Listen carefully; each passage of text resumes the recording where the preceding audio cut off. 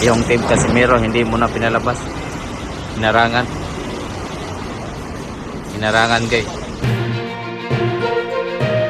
Magandang araw mga tol, halika't pag-usapan natin ang pagdating dito nga sa ating pambato sa bansang Japan. At makikita nga natin sa video mga kauyod boxing fanatics na kung saan ay hinara nga itong ating pambato.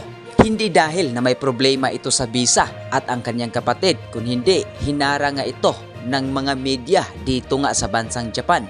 At dahil dito, mga kauyod boxing fanatics ay naging laman nga ng balita dito nga sa bansang Japan, itong ating pambato. So patunay lang ito, mga kauyod boxing fanatics, na hindi natin maitago ang kasikatang dala ng ating pambato. Dahil pagdating pa lang nito sa airport sa bansang Japan, ay dinumog nga ito ng maraming media na mga Japanese boxing fan.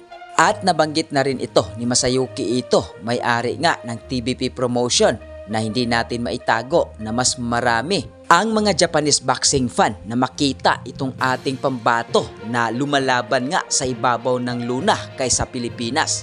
At sana bilang Pilipino ay magkaisa tayo na suportaan natin ang lahat ng mga Filipino fighters at itong ating pambato. Walang iba kung hindi itong nag-iisang angas ng Pinas, former 3 Division World Champion at kasalukuyang hari ng WBO Global Super Bantamweight Champion, Jandriel Cuadro Alas Casimero.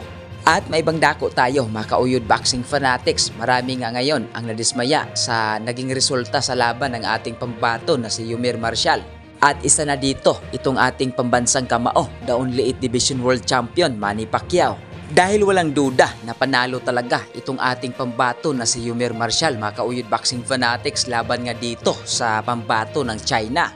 Ika nga sabi ng karamihan mga kauyod boxing fanatics na harap-harapan ngang dinaya itong ating pambato dito nga sa mismong baluarte ng China.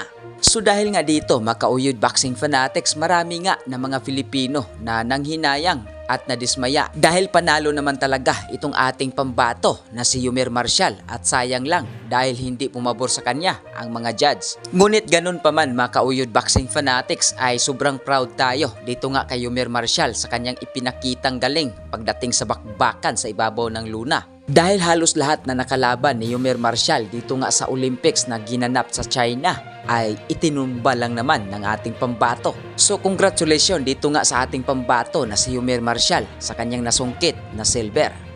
Yo! Cuadro Alas 3-time World Champion ng angas ng Pinas, Batang Ormoc, Jandriel Casimero. Guys, kung bago lang kayo sa YouTube channel na to, Uyod Boxing Fanatics, so ano pa hinintay nyo? Mag-subscribe na! Let's go!